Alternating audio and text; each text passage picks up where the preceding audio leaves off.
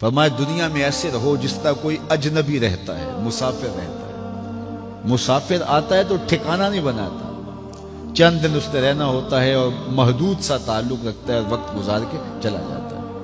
تو کہا دنیا میں ایسے رہو جس طرح مسافر رہتا، او کعابر سبیل، یا سڑک عبور کرنے والا۔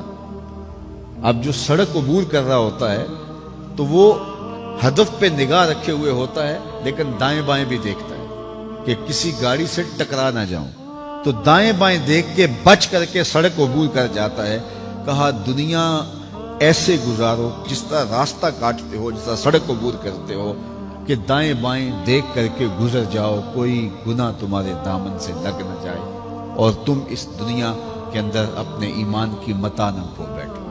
تو دنیا کو اس طریقے سے گزارنا حکمت سے، دانائی سے، سمجھداری سے، حزم و احتیاط سے تقویٰ کہلاتا ہے۔ حضرت شیخ جہانگیر سمنانی علیہ رحمہ فرماتے ہیں کہ تقویٰ یہ ہے کہ نیکی کرنے کے باوجود بھی ڈرتا رہے، پتہ نہیں میری نیکی بھی قبول ہوئی یا ہمیں تو چند دن کی نمازوں کے بعد زوم پیدا ہونے لگتا ہے کہ پتہ نہیں ہم کس مرتبے پہ پہنچ گئے۔ رومی علیہ رحمہ لکھتے ہیں کچھ لوگ ہیں چند دن نمازیں پڑھ لیں تو آسمان کی طرف دیکھ رہے ہوتے ہیں کہ آسمان سے کوئی ہمارے لیے نازل ہو رہا ہے کہ نہیں ہو رہا ہے۔ تقویٰ یہ ہے نیکی کرنے کے باوجود بھی ڈرتا رہے، پتہ نہیں میری نیکی بھی قبول ہوئی ہے یا کہ۔ اللہ اکبر، کتنے لوگ ہیں کتنے مرتبوں پہ ہوتے ہیں لیکن ان کا انجام کتنا برا ہو جاتا ہے۔ اس لیے ہر وقت ڈرنا چاہیے کہ خاتمہ ٹھیک ہو جائے۔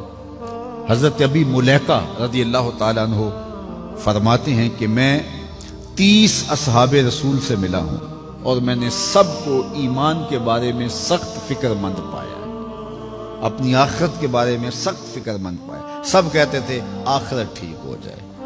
وہ لوگ جنہوں نے حضور کی صحبت کا شرف پایا وہ بھی ڈرتے تھے کہ ہمارا انجام ٹھیک ہو جائے، اور ہم 5 نمازیں پڑھ لیں تو بے نمازیوں کو حقیر جاننے لگ جاتے۔ تو اس لیے تقویٰ یہ ہے نیکی کے باوجود بھی ڈرتا رہے، کہیں ایسا نہ ہو کہ آج ہم نیک ہے کل نہ ہو۔ دنیا کے اوپر کتنے لوگ موجود ہیں کہ وہ کتنے مرتبے پہ پہنچے تھے لیکن پھر آخرت ان کی اچھی نہ رہی۔ بلعام بن باورا کی مثال ہمارے سامنے ہے۔ بنی اسرائیل کا مستجاب الدعوات ولی تھا، اور جب ہاتھ اٹھا کے دعا مانگتا تو منہ پہ بعد میں ہاتھ آتے، قبولیت پہلے ہو جاتی۔ اتنا مقبول اور مستجاب الدعوات ولی تھا، لیکن پھر اسی کے بارے میں قرآن نے کہا مثلہ کمثل الکلب، اس کی مثال کتے کی مثال ہے۔